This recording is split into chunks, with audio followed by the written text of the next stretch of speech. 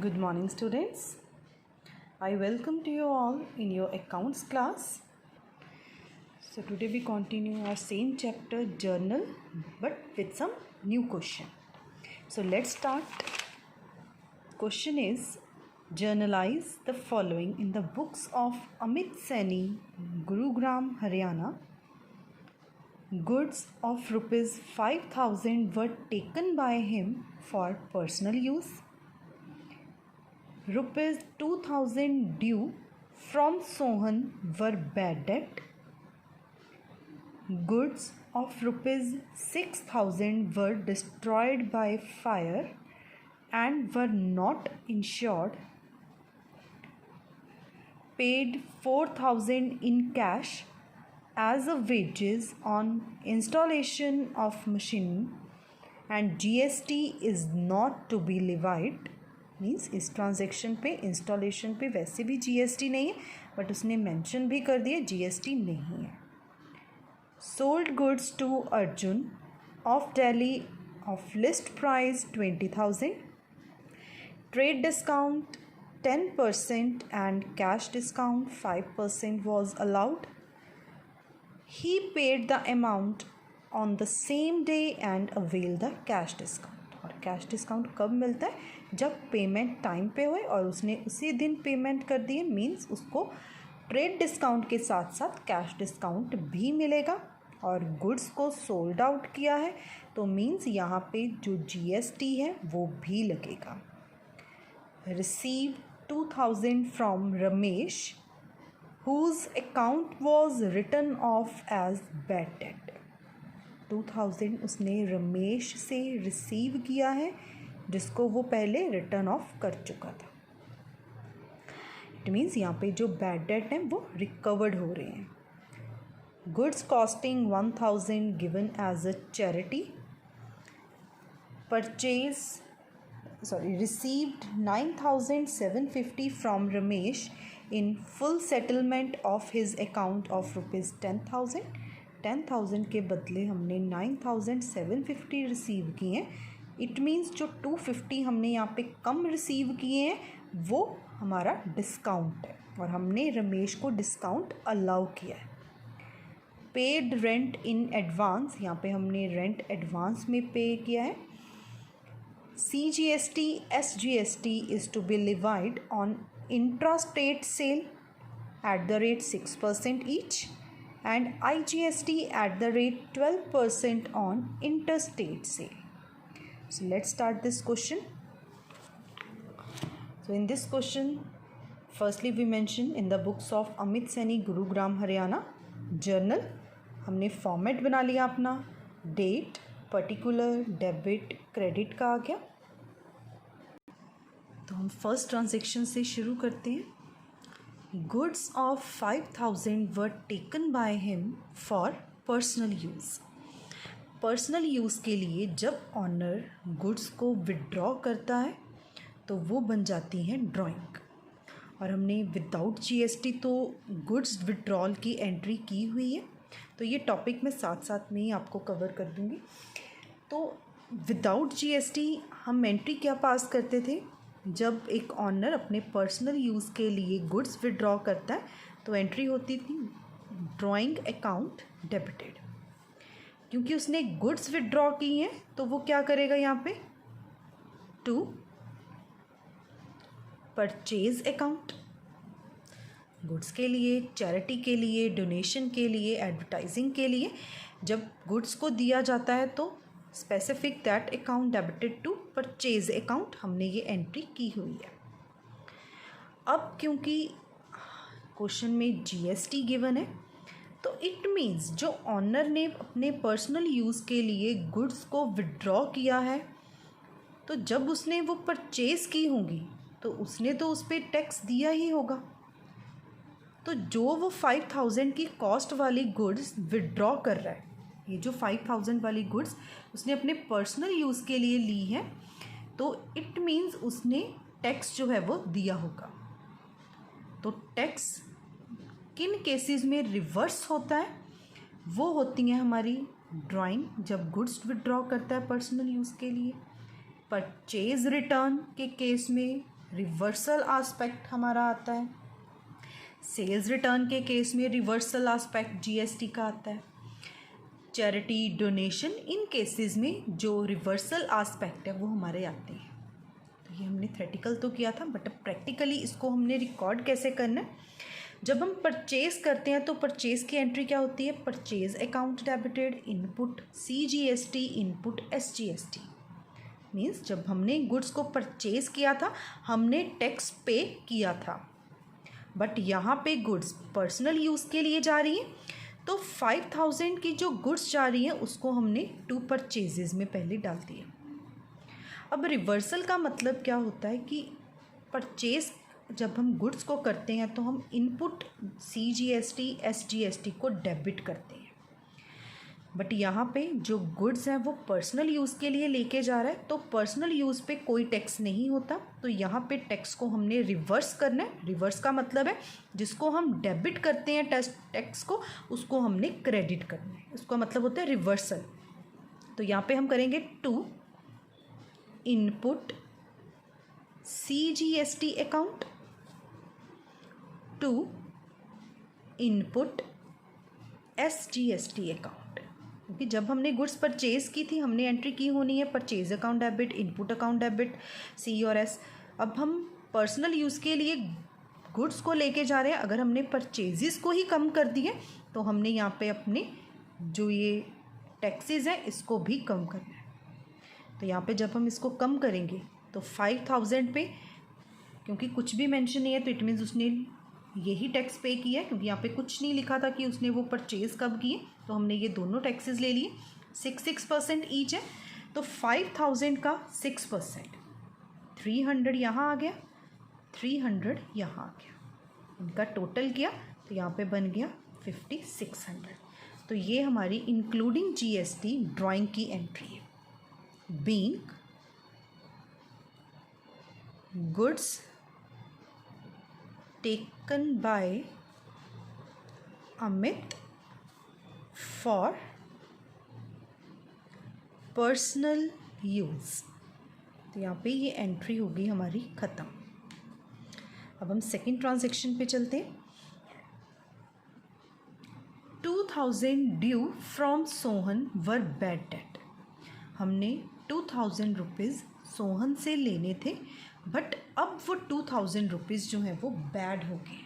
और बैड का मतलब क्या है कि उसने हमें वो 2000 रुपये अब नहीं देने, इट मीन्स हमारे बैड डेट बन गई है।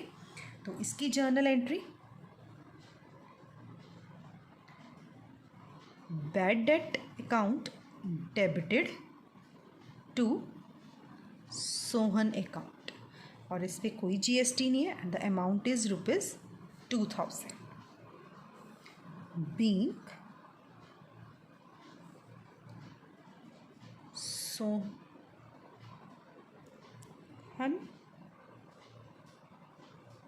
proved bad।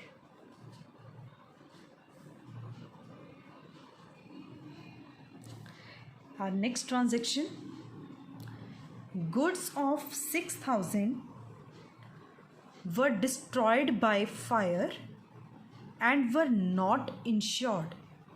हमारी 6000 की गुड्स डिस्ट्रॉय होगी, गुड्स डिस्ट्रॉय होगी। अब इट मीन्स जैसे यहाँ पे वो पर्सनल यूज़ के लिए जब गुड्स लेके गया तो हमने रिवर्सल आस्पेक्ट किया, क्योंकि परचेज़ के टाइम पे हमने तो उस पर टैक्स पे किया ही था। अब सेम यहाँ पे जब हमारी गुड्स डिस्ट्रॉय हो गई हैं तो जब हमने परचेज़ की होंगी तो टैक्स भी दिया होगा। तो गुड्स जब डिस्ट्रॉय होती हैं, पहले हम विदाउट GST एंट्री क्या करते थे, loss by fire account debited या loss of goods by fire, जैसे मर्जी। तो इससे क्या हो गया, हमारी परचेजेस कम होंगे। पहले हम यही एंट्री करते थे, loss of goods by fire to purchases account, तो हम जितना अमाउंट था वो उतना ही डाल देते थे। बट जब हमने एक्चुअल परचेज़ की, इट मीन्स हमने उस पर GST पे किया हुआ है, तो यहाँ पे भी रिवर्सल आस्पेक्ट होगा to input CGST account to input SGST account. तो यहाँ पे गुड्स डिस्ट्रॉय हुई हैं 6000 की, 6000 का 6% 360। तो यहाँ पे हमने ये सभी का टोटल जो है अब वो डालना है। तो ये बन गया 6720 being goods destroyed by fire। तो ये हमारा रिवर्सल एस्पेक्ट है, ये आपने याद रखना है। अब जैसे यहाँ पे कुछ भी मेंशन नहीं था कि GST लगेगा नहीं लगेगा, बट आपने ध्यान रखना है कि इन जो ट्रांजैक्शंस पे GST रिवर्सल होगा ही होगा। Now our next transaction, paid 4000 in cash as a wages on installation of machinery।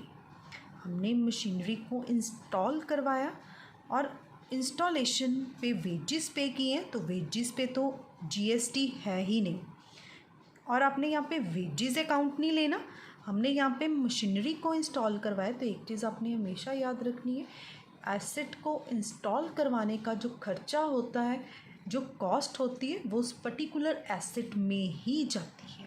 तो यहाँ पे हमने मशीनरी को इंस्टॉल करवाया, तो हमने यहाँ पे एंट्री डालनी है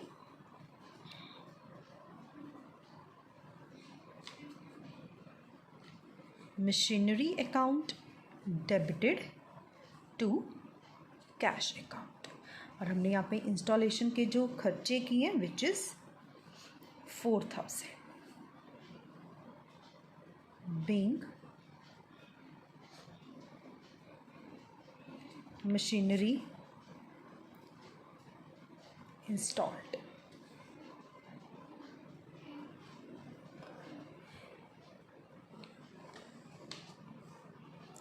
Now our next transaction 5th, sold goods to Arjun of Delhi of list price 20,000 and trade discount 10%. After that, cash discount 5% was allowed and he paid the amount on the same day and avail the cash discount। अब इसमें 20,000 की goods sold out की गई हैं, और इसके साथ साथ जो डिस्काउंट है वो दो तरह के डिस्काउंट हमारे पास है, trade discount and cash discount. और क्योंकि उसने सेम डे पेमेंट भी कर दी है और उसने कैश डिस्काउंट भी अवेल किया, तो बेशक नाम गिवन है, तो जो सेल है वो कैश बेसिस पे हुई है। तो इसकी हमने जर्नल एंट्री पास करनी है। कैश अकाउंट डेबिटेड, डिस्काउंट, क्योंकि सेल के टाइम पे हम कस्टमर को डिस्काउंट अलाउ करते हैं, तो discount allowed account debited to sales account. और GST के लिए उसने बोला है कि उन्होंने जो गुड्स हैं वो जो अरुण है दिल्ली उसको सोल्ड आउट किया, और ये खुद कहाँ का है, हरियाणा का। तो इट मीन्स जो हमारा GST है वो कौन सा लगेगा, ये जो ट्रांजैक्शन है ये हमारी इंटर स्टेट ट्रांजैक्शन बन गई है, तो सिर्फ एक GST लगेगा, वो है IGST। तो अब हम यहाँ पे GST डालेंगे टू आउटपुट IGST अकाउंट। और इन एंट्रीज़ की हमने शॉर्ट में भी न्यूमेरिकल्स काफ़ी कर ली हैं। तो हमारे पास मैं यहाँ पे शो कर रही हूँ 20,000 का लिस्ट प्राइस है और 10% का हमें TD मिल रहा है, trade discount. It means 2,000 deduct होके कितना बच गया, ये 18,000 का इसका वैल्यू बन गया। तो सेल में कितना आता है इसको डिडक्ट करके, तो 18,000 यहाँ आ गया। अब हमने डालना है टैक्स, 18,000 पे ही टैक्स जाता है, मैं यहाँ शो कर देती हूँ। 18,000 का अब हमने 12% करना है, और जो कैलकुलेट करके हमारे पास आएगा 2160। इट मीन्स ये जो 18,000 का प्राइस है इसमें 2160 ऐड हो गया, तो ये बन गया हमारे पास 20,160 का टोटल बिल। बट क्वेश्चन में हमें दिया है कि उसने पेमेंट जो है वो टाइम पे कर दी है और टाइम पे करने के साथ साथ उसको डिस्काउंट मिल रहा है, कैश डिस्काउंट विच इज़ 5%। तो अब हमने 5% किसका करना है, इसका 5% करना है और 5% कैलकुलेट करके बनेगा 1008। तो यहाँ पे हम डाल भी लेते हैं साथ ही। तो डिस्काउंट अलाउ हो गया 1008, इनके टोटल में से ये चला गया, यहाँ पे हमने टोटल कर लिया और उसमें से ये अमाउंट हमने माइनस कर दिया। तो इट मीन्स नेट पैसे जो वो रिसीव करेगा दैट इज़ 19,152 और इनका टोटल 20,160 बन गया। तो being goods sold. Now our next transaction is received 2,000 from Ramesh and whose account was written off bad। अब हमने यहाँ पे 2,000 रुपीज़ जो हैं रिसीव किए हैं रमेश से। तो जो 2,000 रुपीज़ हम रिसीव कर रहे हैं उसको हम ऑलरेडी बैड बना चुके थे और एक बारी जब किसी को बैड बना दिया जाता है तो टू बैड डेट हम कभी नहीं करेंगे। बट हमने पैसे रिसीव किए हैं तो हमें पैसे रिसीव की एंट्री तो डालनी पड़ेगी। It means cash account debited, हमें पैसे आ गए 2,000 रुपीज़ और फ्रॉम रमेश है तो हमने कैश टू रमेश नहीं करना है क्योंकि इस रमेश को हम ऑलरेडी बैड बना चुके हैं, बैड डेट्स हमने बना दिया हुआ है। इट मीन्स हम क्या करेंगे यहाँ पे to bad debts recovered account, तो 2,000 हमने इसमें डालना है बैड डेट्स रिकवर्ड में।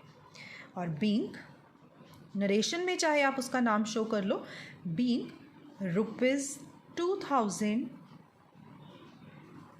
Received from Ramesh. Now our next transaction, the transaction is goods costing 1,000 given as a charity।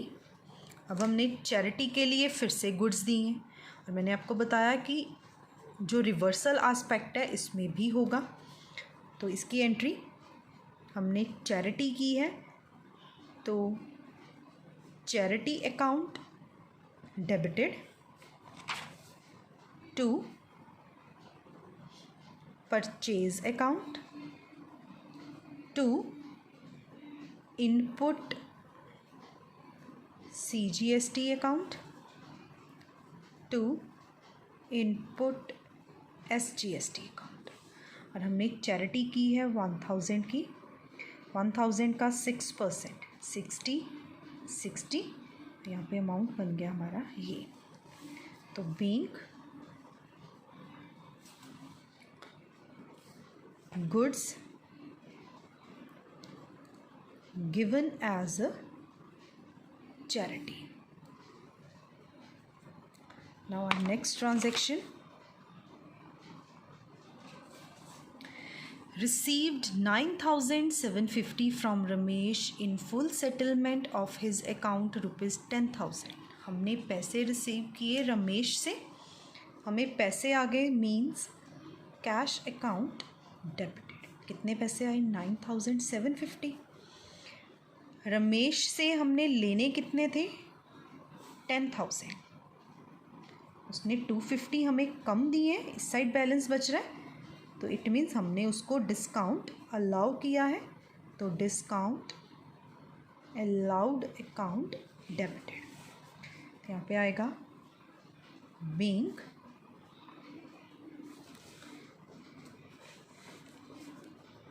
Cash received from Ramesh in full settlement। हमारी नेक्स्ट ट्रांजैक्शन है, given है 9th transaction, last transaction है ये हमारी। Paid rent in advance ₹4,000। हमने जो rent है वो एडवांस में पे किया है, तो हम यहाँ पे रेंट अकाउंट नहीं लिखेंगे क्योंकि हमने एडवांस पेमेंट की है। तो हम इसको शो करेंगे प्रीपेड, ये भी नया पॉइंट आया आपके पास, prepaid rent account debited to cash account. और हमने जो रेंट पे किया है that is ₹4,000 being rent paid in advance. और इसी के साथ ये क्वेश्चन हो गया हमारा कंप्लीट। अब हम एक और क्वेश्चन करते हैं इसका, ये आपने खुद ट्राई करना है क्वेश्चन। इसमें भी सेम कुछ ऐसी ही ट्रांजैक्शंस गिवन होंगी, तो आपने अब याद रखना है कि रिवर्सल किन किन केसेस में होता है। फर्स्ट, ड्राइंग के केस में reversal aspect, second charity, donation, loss by fire, purchase, return, उनके केस में जो इनपुट जीएसटीज़ हैं वो क्रेडिट होते हैं। और सेल रिटर्न के केस में भी रिवर्सल एस्पेक्ट आता है। तो सेल रिटर्न के केस में जो आउटपुट जीएसटी है, जैसे हम यहाँ पे इनपुट को क्रेडिट कर देते हैं रिवर्स करके, उसमें हम उसको डेबिट कर देंगे। तो ये आपने याद रखना है। Now our next question, pass journal entries in the books of Puneet Delhi for the following: received an order from Karan and Company for supply of goods ₹50,000। तो इस क्वेश्चन की जो ट्रांजैक्शंस हैं वो हम साथ साथ ही कर लेते हैं, क्योंकि लास्ट में जीएसटी कहीं गिवन नहीं है। इट मीन्स जिस ट्रांजैक्शन के साथ जीएसटी होगा हमने उसी के साथ जीएसटी डालना है, तो इसको हम साथ साथ ही कर लेते हैं। So our first transaction, received an order from Karan and Company for supply of goods of ₹50,000। ये पॉइंट अब काफ़ी बार हमारे पास आ चुका है कि हमने ऑर्डर प्लेस किया है 50,000 का, कुछ पेमेंट तो हुई नहीं है। तो जब ऑर्डर प्लेस होता है तो उस केस में हम कोई एंट्री पास नहीं करते, तो no entry in first case.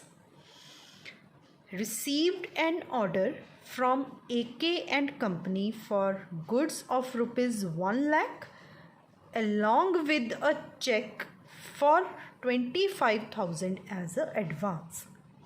अब इसमें भी ऑर्डर प्लेस हुआ है 1 लाख का।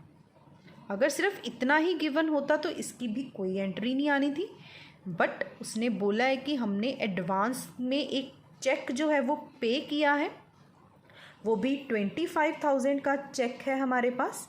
तो जो चेक हमने पे किया है उसकी एंट्री हम डालेंगे यहाँ पे। तो इसकी एंट्री आएगी bank account debited to advance from AK and Company 25,000 being advance receive for order. Next transaction, paid to staff 40,000 against outstanding salary of 60,000। हमने स्टाफ को जो आउटस्टैंडिंग पेंडिंग सैलरी है वो पे की है, और हमने कितना पे किया, 60,000 हमारा पेंडिंग था बट हमने सिर्फ 40,000 पे किया। तो एंट्री किसकी आएगी, सिर्फ 40,000 की। तो एंट्री बन गई outstanding salary account debited to cash account 40,000 being payment of outstanding salary. Next transaction, sold goods to Bharat Kaithal Haryana of ₹10,000 plus IGST at the rate 12%, out of which 1/5 was returned being defective। It means इस transaction में दो transaction हमारी आ रही है, एक तो हमने cell की है पहले, और सेकंड 1/5 गुड्स हम रिटर्न कर रहे हैं। तो पहले हम सेल की एंट्री रिकॉर्ड करेंगे यहाँ तक कि 10,000 की गुड्स जिस पे IGST है 12% का। तो एंट्री बन गई Bharat account debited to sales to output IGST account. तो पहले सेल के कॉलम में आ गया 10,000 का 12% 1200 टोटल किया हमने, यहाँ पे डाल दिया 11,200। फिर उसने बोला है कि ये जो गुड्स हैं 10,000 की गुड्स थी, हमने 1/5 गुड्स, तो 10,000 का 1/5 मैं यहीं पे आपको शो करके बता देती हूँ। 10,000 इंटू 1/5 कितना बन गया? 2,000। इट मीन्स 2,000 की गुड्स वापस हो गई और हमने सेल की है और सेल वाली गुड्स वापस आ रही है, तो ये क्या बन गया हमारा? Cell return. अभी आपको मैंने पिछले क्वेश्चन में बताया था कि रिवर्सल आस्पेक्ट होते हैं, तो यहाँ पे देखिए आ भी गया सेल रिटर्न अकाउंट डेबिटेड। पहले हम करते थे सेल रिटर्न टू जो भी डेटर था, टू भरत आ जाना था, बट जब हमने सेल की तब टैक्स भी तो उसने दिया, यहाँ पे उसके कॉलम में तो टैक्स भी गया साथ में। जब गुड्स वापस आ गई हैं तो टैक्स भी रिवर्स होगा। हमने यहाँ पे आउटपुट IGST क्रेडिट किया था, हम यहाँ पे डेबिट करेंगे। बट आपने ये नहीं करना कि जितना यहाँ पे क्रेडिट हुआ पूरा का पूरा हमने यहाँ पे डेबिट कर देना। जितनी गुड्स वापस आई हैं उसी गुड्स पे हमने टैक्स जो है वो लगाना है। तो 2,000 की गुड्स वापस आई, सेल रिटर्न अकाउंट डेबिटेड 2,000। 12% का रेट था, तो 2,000 का 12% 240। टोटल किया 2,240 आ गया to Bharat account, being 1/5 goods returned by Bharat. अब हम नेक्स्ट ट्रांजैक्शन पे चलते हैं। नेक्स्ट ट्रांजैक्शन है 5th one, cheque of ₹20,000 issue by Firoz was dishonoured. ये भी नया पॉइंट आ गया। हमने एक चेक था जो फिरोज़ ने इशू किया था, अब वो डिसऑनर हो गया। डिसऑनर का मतलब होता है जैसे चेक बाउंस हो जाता है, कैंसिल हो जाता है, that is known as a dishonour. जब आपको भूल जाए कि आपने डिसऑनर की एंट्री कैसे करनी है, तो डिसऑनर को छोड़ के पहले आप बाकी एंट्री बनाओ। Cheque of ₹20,000 issued by Firoz, मतलब फिरोज़ ने चेक पे किया, इसकी एंट्री हमने क्या करनी थी? Bank account debited to Firoz account, ये एंट्री होनी थी। बट ये चेक रिवर्स हो गया, मतलब कैंसिल हो गया, डिसऑनर हो गया। तो हमने क्या करना है, इस एंट्री को कैंसिल करने के लिए ऐसे वाला क्रॉस नहीं लगाना।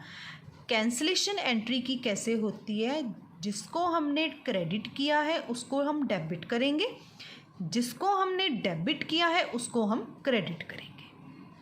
तो इसकी एंट्री क्या बनेगी? Firoz account debited to bank account, क्योंकि यहाँ पे हमने फिरोज़ को क्रेडिट किया था, डिसऑनर हो गया, तो उल्टी एंट्री आपने कर देनी, रिवर्स एंट्री कर देनी है। नेक्स्ट वन इज रिसीव्ड 40 पैसा in a rupee from Firoz against the above due. अब 20,000 का जो चेक है उसका डिसऑनर हुआ था, उसने 40 पैसा मतलब 40/100, 40% भी हम इसको बोल सकते हैं। तो 40% हमने रिसीव किया है, तो इट मीन्स बाकी पैसे क्या बन गए हमारे? बैड डेट हो गए। 60% हमारे पैसे बैड हो चुके हैं, वो नहीं मिलेंगे फिरोज़ से। तो इसकी entry cash account debited. Cash account में कितना डेबिट होगा? 20,000 फिरोज़ ने हमें टोटल देना था, उसने 40 पैसा दिया, मतलब 40/100, तो यह बन गया 8,000। 60% नहीं आया, तो 60% कितना आ गया? 12,000, बैड डेट बन गया। To Firoz account 20,000, being 40% received in full settlement. Next entry, receive a check of ₹25,000 from Mohan after banking hours. तो ये चीज़ आपने एक और यहाँ पे याद रखनी है, अगर कोई भी चेक बैंक में जमा नहीं होता तो हमने बैंक अकाउंट डेबिट नहीं करना। उसने आफ्टर बैंकिंग आवर्स हमें चेक दिया, मतलब चेक अभी भी हमारे पास ही है, बैंक में वो डिपॉजिट नहीं हो पाया है, तो हमने बैंक अकाउंट डेबिट की बजाय इसमें करना है cheque in hand. Cheque in hand मतलब अभी हमारे हाथ में ही है चेक, हमारे बिजनेस में ही है, अभी वो बैंक नहीं गया है। बाकी entry same, to Mohan account. तो एंट्री बन गई हमारी check in hand account debited to Mohan account, being check received from Mohan. तो ये भी नया पॉइंट था, तो ये भी याद रखना है आपने। जब तक चेक जमा नहीं होता, अगर कुछ नहीं लिखा तो it means bank account debit ही है, बट इसमें स्पेसिफिकली लिखा है कि after banking hours, it means cheque in hand. Next is purchase goods from Varun of Chandigarh ₹10,000 plus IGST 12%।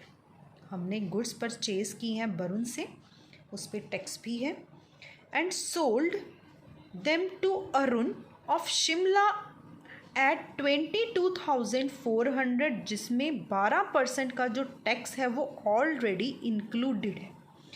It means हम यहाँ पे एक तो पहले खुद परचेज़ कर रहे हैं, और सेकेंडली जब हमने परचेज़ कर ली और सेल की एंट्री भी उसने साथ ही दी है, मतलब इसमें 2 एंट्रीज़ होंगी हमारी।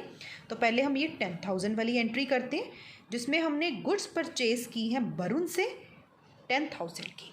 तो एंट्री आ गई, purchase account debited, input IGST account debited to Varun account. 10,000 की गुड्स परचेज की, इनपुट IGST अकाउंट 10,000 का 12% 1,200 टू वरुण अकाउंट, टोटल करके हमने डाल दिया। अब हमने सोल्ड आउट की है गुड्स जिसमें टैक्स ऑलरेडी इंक्लूडेड है। इट मीन्स हमें तो कॉस्ट प्राइस भी पता होनी चाहिए, तब भी हम टैक्स में भी डालेंगे। तो ये एंट्री आपने कैसे करनी है, पहले आपने सिंपल एंट्री जो है वो लिख लेनी है, सोल्ड गुड्स टू अरुण जिस पे IGST है। तो आपने एंट्री लिख ली, Arun account debited to sale to output IGST। लिखने के बाद हमें टोटल अमाउंट गिवन दिया है, मतलब इन दोनों का टोटल करके जो आता है वो ही हमारे पास अरुण के अकाउंट में जाता है। तो ये अमाउंट हमें गिवन दिया है 22,400। अब आपने ये अमाउंट कैसे कैलकुलेट करने हैं। अब बेटे हमारे पास ये बैलेंस गिवन दिया है 22,400, ये बैलेंस कैसे निकला हमारे पास। हमने जो टोटल था हमारे पास वो 100 है, उस पर 12% का टैक्स लगा, तभी वो 112 बन गया। ये तभी बना हमारे पास इन दोनों का टोटल। ये 12% किसका था, इसका था। अब हमने कैलकुलेट करना है ये और ये अमाउंट। तो इसके लिए हम क्या करेंगे, इसको डिवाइड करेंगे 112। इसका फॉर्मूला क्या है, total amount divided by rate plus 100। यहाँ पे देखो 100 में मैंने रेट प्लस कर दिया, 112 आ गया। अब मैंने कैलकुलेट क्या करना है, 100 क्या है मेरा, यही है 100% अमाउंट। 100% करके आ गया 20,000, क्योंकि 112 से इसकी कटिंग की तो यहाँ पे मेरे पास बन गया ये 200 का, तो ये आ गया 20। तो 20,000 का जब आप 12% करोगे तो आपके पास 2,400 आ जाएगा। टोटल करोगे तो देखो 22,400 आ गया। तो हमने यहाँ से ये अमाउंट यहाँ पे कैलकुलेट किए। आई रिपीट अगेन, कैसे कैलकुलेट होते हैं, दिस वन डिवाइडेड बाय इन दोनों का टोटल, ये 100 है और ये 12% है, 12% करके ही आता है टैक्स हमारे पास। टोटल बन गया 112, तो इसको हमने 112 से डिवाइड कर दिया। ये 100 है, इसको 100 से मल्टीप्लाई कर दिया। ये हमारा 12 है, इसको हमने फिर 12 से मल्टीप्लाई कर लिया। Yes sir, next entry, Arun return goods 6720, अब इसमें फिर से इंक्लूडिंग GST है, and was which were return to Varun. देखो यहाँ पे हमने परचेज़ की, फिर हमने अरुण को सेल की। अब अरुण ये वाला जो पर्सन है गुड्स हमें वापस कर रहा है, मतलब अरुण की सेल्स रिटर्न होगी। और जब हमारे पास ये वाली गुड्स वापस आ गई, हमने फिर से उसको वरुण को भेज दिया, मतलब ये परचेज रिटर्न भी होगी। तो इसमें भी हमारे पास अब बेटे 2 एंट्रीज़ आ रही हैं। पहले हम करेंगे रिटर्न गुड्स जो हमने की हैं अरुण को, अरुण ने रिटर्न जो हमें गुड्स की। तो सेल रिटर्न की entry, sale return account debited to output IGST account debited to Arun account. अब इसमें भी फिर से हमें ये टोटल अमाउंट गिवन दिया है, तो इसमें फिर से हमने वैसे ही इसको कैलकुलेट करना है। ये टैक्स है 12% का, तो 6720 डिवाइडेड बाय 112 इंटू हमने 100 निकाल दिया, तो 6000 ये आ गया। और फिर अगर 6000 का हम 12% फिर से करेंगे तो फिर से ये हमारे पास इतना ही आएगा। 6000 का 12% 720 होता है। अब हमने यही वाली गुड्स वापस कर दी किसको, वरुण को, तो Varun account debited to purchase return. अब जैसे यहाँ पे हमने इनपुट डेबिट किया था IGST, यहाँ पे इनपुट IGST क्रेडिट हो जाएगा, तो amounts remain same. Purchase return 6000, tax लग गया 720 का, टोटल बन गया 6720। Next transaction, ABC company purchase 10 TV set 20,000 per set and paid IGST 12%. It sold all the set at the rate 25,000 per set plus CGST SGST 6% each. यहाँ पे वो TV set purchase कर रहे हैं, तो उसने यहाँ पे गुड्स नहीं लिखा, तो हम परचेज अकाउंट नहीं लेंगे, हम इसको टीवी सेट अकाउंट ही रख लेंगे, या आप इक्विपमेंट भी रख सकते हो, पर TV set is the best option. तो ABC एंड कंपनी ने परचेज़ किए हैं 10 TV सेट, तो पहले हम परचेज़ की एंट्री डालेंगे, फिर उसकी सेल की एंट्री डालेंगे। तो पहले उन्होंने परचेज़ किया, तो TV account debited, input IGST account debited to cash account. TV account debited, उन्होंने परचेज़ कितना किया, 20,000 का एक टीवी है और उन्होंने 10 TV परचेज़ किए, तो 2 लाख बन गया। 2 लाख का 12% टैक्स लग गया 24,000, टोटल किया यहाँ पे डाल दिया। अब वो टीवी को सोल्ड आउट कर रहे हैं, cash account debited to TV, क्योंकि सेल वर्ड नहीं आएगा, और उन्होंने बोला है 2 GST हैं अब इस पे, to output CGST, output SGST। TV को जब वो सोल्ड आउट कर रहे हैं तो वो 25,000 का एक टीवी ले रहे हैं इंटू 10, यहाँ पे हम प्रॉफिट को फिर अलग शो नहीं कर रहे, 25,000 इंटू 10 2,50,000। 2,50,000 का टोटल सेल आ गया हमारे पास, तो 2,50,000 पे जब हमने 6% का GST लगाया 15,000 बन गया हमारे पास, ये भी टोटल किया तो ये हमारी सेल होगी। तो एक एंट्री में दो एंट्रीज आ रही हैं हमारे पास। Next is paid insurance of ₹12,000 plus CGST SGST 6% each for a period of 1 year. हमने इंश्योरेंस जो हमारा एक्सपेंस है वो पे किया है और उस पर 2 GST है। तो insurance account debited, input CGST, input SGST to cash.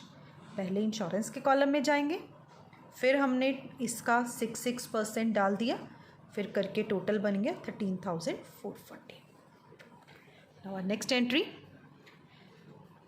Sold personal car for ₹1 lakh and invested the amount in the firm. उसने अपनी पर्सनल कार बेची 1 लाख में, बट ये पैसे वो बिजनेस में ले आया, उसने इन्वेस्ट कर दिए, तो ये पैसे क्या हो गए, बिजनेस में एज अ कैपिटल उसने लगाए हैं। पिछली बार ऐसी एक ट्रांजैक्शन थी तो काफ़ी जनों ने इसको गलत समझा था। जो पर्सनल पैसे होते हैं जब भी वो बिज़नेस में लेके आएगा उसको आपने कैपिटल ही मानना है, और उसकी जो एंट्री होगी वो कैपिटल की ही होगी। कईयों का ये मानना था कि अगर फर्स्ट एंट्री ही cash account debited to capital है तो वो बीच में नहीं आ सकती, ऐसा नहीं है। ड्यूरिंग द ईयर भी वो पैसे इन्वेस्ट कर सकता है, तो पूरी एंट्री कैपिटल की तरह ही आएगी। कैश अकाउंट डेबिटेड, कैश आ गया बिजनेस में, to capital 1 lakh rupees be personal car sold and invested in to the business. Now next is goods costing ₹1 lakh was destroyed by fire।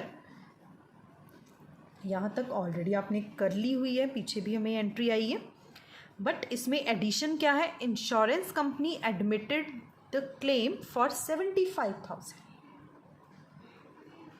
And these goods were purchased with in Delhi. और ये खुद कहाँ का था person, ये खुद भी दिल्ली का ही था। इट मीन्स जब गुड्स डिस्ट्रॉय हो गई हैं तो रिवर्सल एस्पेक्ट आएगा पहले तो जीएसटी का। पहले हम इसको ट्रीट करते हैं। तो insurance company account debited to purchases, तो यहाँ पे जो गुड्स हमारी लॉस्ट हुई हैं आप इसको इंश्योरेंस कंपनी के अकाउंट में भी डाल के कर सकते हो। एंड जो सेकंड ऑप्शन है लॉस बाय फायर, क्योंकि यहाँ पे क्लेम मिल रहा है, फिर हमें एक्स्ट्रा एंट्री रहेगी एक, तो उसको हमने डेबिट कर दिया टू परचेजेस, तब 2 जीएसटी लग गए। पहले हमने परचेज के कॉलम में डाला, टैक्सेस लगाए 6% का, टोटल आ गया इतना।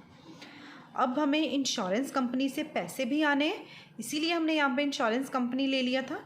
अब इंश्योरेंस कंपनी से कितने आने चाहिए हमें, जितना हमारा नुकसान हुआ है 1,12,000 का। तो अगर आप लॉस बाय फायर लेते हो यहाँ पे, तो आपको एक और एंट्री इसके बाद करनी पड़ेगी, जिसमें आप एंट्री करोगे insurance company account debited to loss by fire 1,12,000 का। क्लियर। अगर आपने यहाँ पे इंश्योरेंस कंपनी नहीं लिया, आप चाहते हो कि नहीं हमने सारा डिटेल में शो करना है, तो loss by fire account debited to purchase to, ये सारे जीएसटी लग जाएंगे, ये आपने यहाँ पे फिर नहीं लिया। इस एंट्री के बाद आप ये एंट्री करोगे insurance company account debited to loss by fire इस टोटल अमाउंट की। इसका रीज़न क्या है कि आपका जो नुकसान हुआ है वो इंश्योरेंस कंपनी से आपने क्लेम करना है, तो पहले हमने इंश्योरेंस कंपनी के कॉलम में इसको डाल दिया। फिर आपने तीसरी एंट्री करनी है bank account debited loss by fire account debited to insurance company account. उसने बोला कि आपको कितने पैसे रिसीव हुए, 75,000 हमें रिसीव हो गया। 75,000 रिसीव हो गया तो 37 नहीं हुआ, तो वो लॉस हो गया आपका, loss by fire to insurance company. I repeat again, अगर आप यहाँ पे लॉस बाय फायर लेते हो तो आपको 3 एंट्रीज करनी पड़ेंगी, 1, 2, 3। बट अगर आप लॉस बाय फायर नहीं लेते हो, इंश्योरेंस कंपनी अकाउंट डेबिट लेते हो, रीज़न इसका क्या है बेटे, देखो यहाँ पे अगर लॉस बाय फायर डेबिट हो रहा है, यहाँ पे क्रेडिट हो रहा है, लॉस बाय फायर तो ख़त्म ही हो रहा है, इंश्योरेंस कंपनी ही डेबिट हो रहा है, तो इसीलिए यहाँ पे इंश्योरेंस कंपनी भी आ सकता है।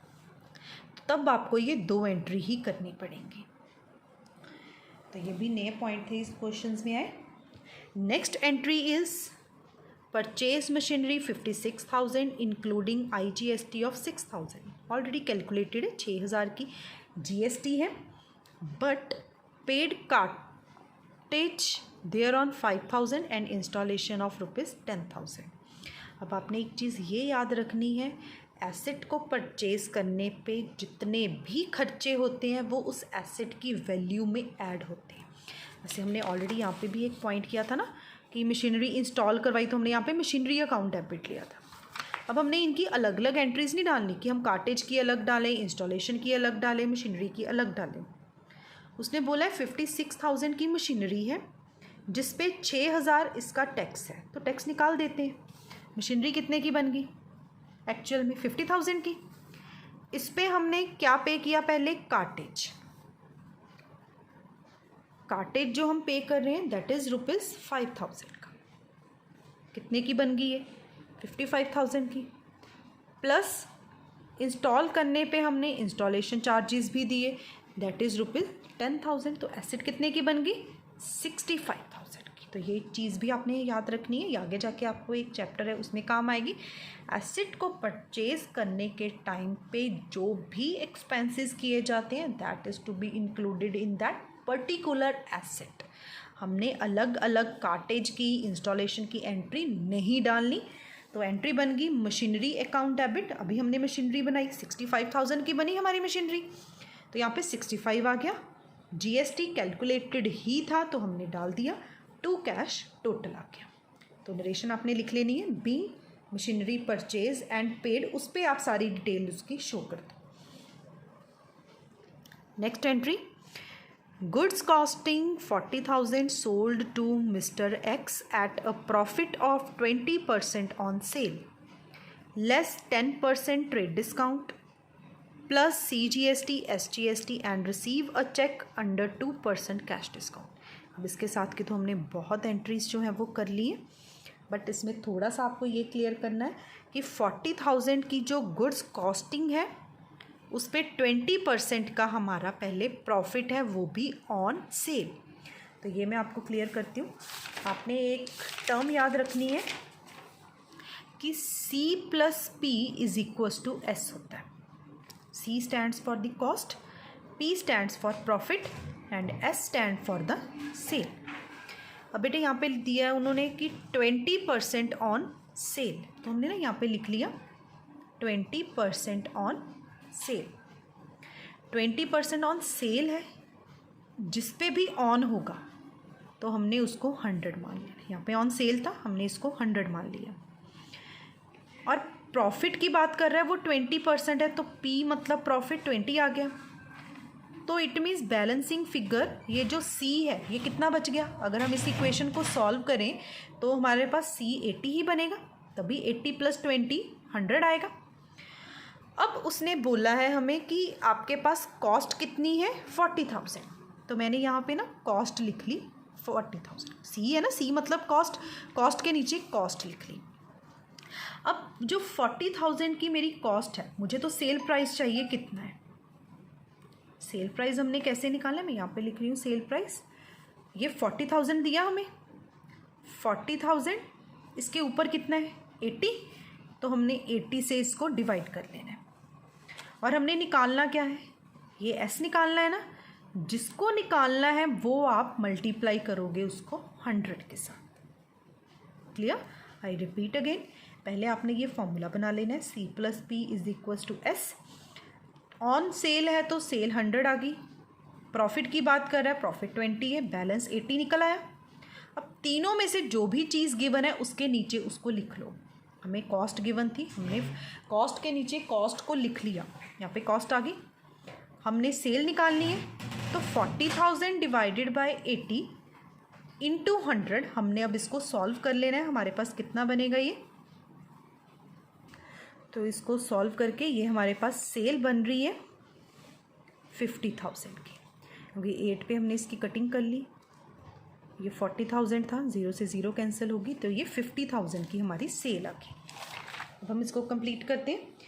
50,000 की हम टोटल सेल कर रहे हैं, बट क्वेश्चन में उसने बोला है कि 10% का डिस्काउंट भी है, तो इट मीन्स डिस्काउंट कितना है, लेस 10% ट्रेड डिस्काउंट। और हमने यहाँ पे 6% की जो टोटल है वो हमने देनी है GST।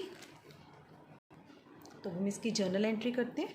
तो अगर यहाँ पे ऑन कॉस्ट होता तो फिर हमने कॉस्ट के अकॉर्डिंगली करना था, बट यहाँ पे ऑन सेल है तो हम सेल के अकॉर्डिंगली इसको करेंगे। तो bank account debited, discount allowed account debited, to sales account, to GST, हमने पूरी एंट्रीज डाल ली।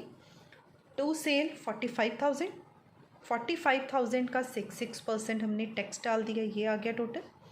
इनका टोटल किया तो वो बन गया 50,400, और उस पर 2% का हमने डिस्काउंट लगा दिया, तो ये आ गया। बाकी डिफरेंस हमारा यहाँ पे आ गया। तो ऑलरेडी हमने इसकी भी जर्नल एंट्रीज बहुत कर ली हैं इसके साथ के टॉपिक की। Now our next, purchase machinery from new machinery house 50,000 and paid it by mean of bank draft purchased from bank and paid bank charges 50,000। हमने चेक पे किया है, ड्राफ्ट पे किया है और बैंक चार्जेस भी पे किए हैं, तो हमने इसकी कंबाइंड एंट्री डालनी है, which is machinery account debited, bank charges account debited to bank 50,000, 500 के चार्जेस टू बैंक। क्योंकि ये बैंक चार्जेस है तो इसलिए हमने मशीनरी में नहीं डाले, बैंक को टोटल जा रहे हैं तो हमने बैंक के कॉलम में ही इसको डाल दिया। यहाँ तक ये क्वेश्चन हो गया हमारा कंप्लीट। अब एक लास्ट टॉपिक जो बचता है जर्नल का, बहुत छोटा सा टॉपिक है, विच इज़ ओपनिंग एंट्री।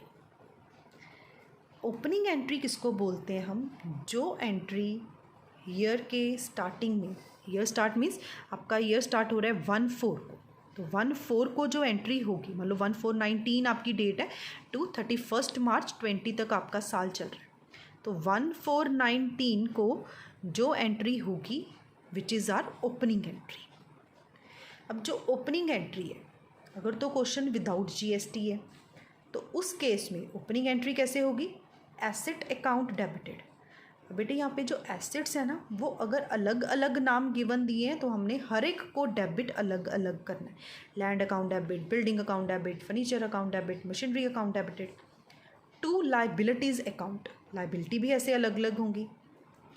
और कई बार ना क्वेश्चन में कैपिटल ही गिवन नहीं होती, ऐसा तो कोई बिजनेस नहीं होगा जिसमें कैपिटल ना हो, तो उस केस में हमने डेबिट का टोटल करके क्रेडिट में माइनस करके, जैसे हमने अकाउंटिंग इक्वेशन करते थे ना, वैसे ही हमारे पास यहाँ पे जो कैपिटल है वो निकल के आ जाएगी। That is our opening entry, being opening entry passed. अब इसके बाद है हमारे पास विद जीएसटी। विद जीएसटी में कुछ डिफ़िकल्टी नहीं है, बस आपने एक चीज़ याद रखनी है कि जो इनपुट जीएसटीज़ हैं वो डेबिट होते हैं और जो आउटपुट जीएसटीज़ हैं वो क्रेडिट होते हैं। बाकी सब same, asset account debit, GSTs account debit, पहले आईजीएसटी आता है, फिर सी, फिर एस, टू लाइबिलिटीज़, फिर उसके बाद हमने इनको डालना है। और अगर इन केस कैपिटल गिवन नहीं है तो दोनों साइड का टोटल करके माइनस करके जो बैलेंस बचेगा विच इज़ आर कैपिटल। जैसे आप अकाउंटिंग इक्वेशन निकालते थे वैसे ही है ये बीइंग ओपनिंग एंट्री पास। तो इसका एक क्वेश्चन ट्राई कर लेते हैं। Question is on 1 April 2019 the position of Rahman was as follows. Cash in hand is our asset, तो हम साथ साथ में ही इसको करते हैं। तो कैश इन हैंड हमारी एसेट होती है, तो ओपनिंग एंट्री क्योंकि डेट गिवन है 1/4/19 तो यहाँ पे हम लिखेंगे 1/4/2019। यहाँ पे आएगा cash in hand account debited, amount is 11,200। Next given है कैश एट बैंक, और कैश एट बैंक भी हमारी एसेट है, तो इसको भी हम लिखेंगे cash at bank account debited 2,57,600, ये डाल दिया हमने। नेक्स्ट गिवन है हमें बिल रिसीवेबल 68,800, तो यहाँ पे ये भी एसेट होती हैं bills receivable. Bills receivable account, तो यहाँ पे बिल्स रिसीवेबल का अमाउंट है 68,800, ये भी हमने एसेट अकाउंट है तो डेबिट कर दिया। अब यहाँ पे लिखा है जयराम और साथ में डेबिट लिखा है ना डीआर, तो इसका मतलब क्या होता है कि ये डेबिट है, मतलब ये हमारी एसेट है, तो हमने जयराम को, जो हमारा डेटर होगा तभी हमने उसको डेबिट रखा हुआ है, तो जयराम अकाउंट डेबिटेड 16,000। इसके बाद गिवन है राम कुमार, डेबिट लिखा है तो यहाँ पे भी हमने लिख देना है राम कुमार अकाउंट डेबिटेड, उसका अमाउंट है 48,080। इसके बाद ऑफिस फर्नीचर है, तो ऑफिस फर्नीचर भी हमारी एसेट है, तो यहाँ पे आएगा ऑफिस फर्नीचर अकाउंट डेबिटेड 52,800। तो इंडिविजुअल हर एक एसेट को हमने डेबिट करना है। After that stock in trade which is also are asset, तो stock in trade account debited 4,16,000। इसके बाद गिवन है दौलत राम, और बेटे यहाँ पे हमें CR लिखा है मतलब क्रेडिट, तो इट मीन्स ये हमारी लाइबिलिटी है, तो यहाँ से आइडेंटिफाई होता है debit balance asset, credit balance are liability. तो हमने क्या करना है, यहाँ पे क्रेडिट बैलेंस गिवन है हमें, तो हम लिख लेंगे 2 दौलत राम अकाउंट, तो हमने लाइबिलिटी अब ट्रांसफ़र कर दी यहाँ पे 1,74,720। इसके बाद हमें गिवन है हरीराम, हरीराम का भी क्रेडिट बैलेंस है, तो इट मीन्स 2 हरीराम अकाउंट, तो यहाँ पे हमने लिख दिया 2,16,960। इसके बाद हमें गिवन है बिल्स रिसीवेबल, जैसे बिल्स पेबल, जैसे बिल्स रिसीवेबल हमारी एसेट होती है, बिल्स पेबल हमारी लाइबिलिटी होती है, तो यहाँ पे हमने इसको भी लिख दिया। 2 बिल्स पेएबल अकाउंट और इसका अमाउंट है हमारे पास 80,000 का। और उसके बाद उसने बोला है what was the amount of capital of Rahman on that date, pass journal entry to open his books. तो हमने ये सारा कुछ डाल दिया, बट हमें यहाँ पे कैपिटल नहीं पता, तो यहाँ पे हमने लिख लिया 2 कैपिटल, साथ में लिख दिया B/F का मतलब क्या होता है, बैलेंसिंग फिगर। बैलेंसिंग फिगर मतलब जो बैलेंस हमारे पास बचेगा। अब बैलेंस कैसे बचेगा, हमने इन सभी का यहाँ तक टोटल करना है। 11,200, 2,57,602, ये सारे इन सभी का टोटल करके आपके पास जितना आएगा उसमें से हमने इन तीनों के टोटल को माइनस करना है और आपके पास जो बैलेंस बचेगा वो आएगा 3,98,800 का। मतलब इनके टोटल में से इन तीनों का टोटल, यहाँ पे मैं आपकी हेल्प के लिए बनाती हूँ, इन तीनों का टोटल माइनस करेंगे तो जितना आएगा वो हमारी कैपिटल होगी। तो ये बन गया बीइंग ओपनिंग एंट्री पास्ट। तो यहीं पे सिंगल एंट्री पास होनी है और क्वेश्चन हमारा ख़त्म। अब आपको मैं एक जीएसटी वाला क्वेश्चन है वो बताती हूँ। जैसे ये क्वेश्चन गिवन है, इस क्वेश्चन की उसने बोला है जर्नल एंट्री आपने ओपनिंग एंट्री डालनी है। तो बेटे यहाँ पे डेट है 31 मार्च 2019 और इसके बाद नेक्स्ट डे कौन सा आता है 1 अप्रैल 2019। तो डेट के कॉलम में 1 अप्रैल 2019 आएगा। इस क्वेश्चन में आपको कुछ भी कैलकुलेट नहीं करना पड़ेगा, सिर्फ आपने लिखना ही है land and building account debit, plant and machinery account debited, Chandra and son account debited, closing stock, cash in hand, cash at bank, GST दिया हुआ है यहाँ पे इनपुट वाला, ये हमने डेबिट कर लिया। मतलब इन सभी का टोटल आ गया। आपने ये सारी लाइन जितनी लिखी हुई है यहाँ पे, ये जैसे हमने ये एसेट्स डाली है डाल दी, बस फ़र्क क्या है कि यहाँ पे एक इनपुट भी आ गया, इनपुट CGST गिवन है तो वो हम लिख देंगे। अब जब आपने लाइबिलिटीज़ डालनी है तो पहले आपने क्या डालना है, ये सैलरी पेएबल, फिर magic traders, Babar and company to output CGST, ये आपने डाल दिया। आपने ड्राइंग और ये प्रॉफिट या ओपनिंग बैलेंस कुछ नहीं लिखना ऐसे। इन सभी को डालने के बाद यहाँ से लेके ये यहाँ तक डाल दिया आपने। जैसे हमने यहाँ पे बैलेंस निकाला ना ये वाला कैपिटल का, ऐसे ही आपने इसके टोटल में से इन सभी का टोटल माइनस करना है। तो आपके पास बैलेंस बचेगा 5,65,230 बैलेंस आएगा आपका। तो आपने इसको क्या लिखना है, जैसे हमने यहाँ पे लिखा ना 2 कैपिटल एसेट्स, आपने कैपिटल लिखना है। तो मतलब आपने ये ड्राइंग और जो प्रॉफिट ये गिवन है ना अलग अलग, आपने ये शो नहीं करने, हमने ये डायरेक्ट कैपिटल ही शो करना है। That is our opening entry. और इसी के साथ जो जर्नल है हमारी यहीं पे ओवर होती है। नेक्स्ट लेक्चर में हम लेजर अकाउंट स्टार्ट करेंगे which is based on journal. तो आपकी जर्नल तब तक अच्छे से क्लियर होनी चाहिए ताकि जो लेजर अकाउंट्स हैं उसको प्रिपेयर करने में आपको कोई प्रॉब्लम ना आए। आई होप जर्नल का टॉपिक आप सभी को क्लियर होगा, पर फिर भी अगर कोई डाउट है, क्वेरी है, तो आपने वो क्लियर करनी है ताकि आपके डाउट साथ साथ क्लियर होते रहे और आप जर्नल एंट्रीज करने में परफेक्ट हो जाओ। Thank you and have a nice day.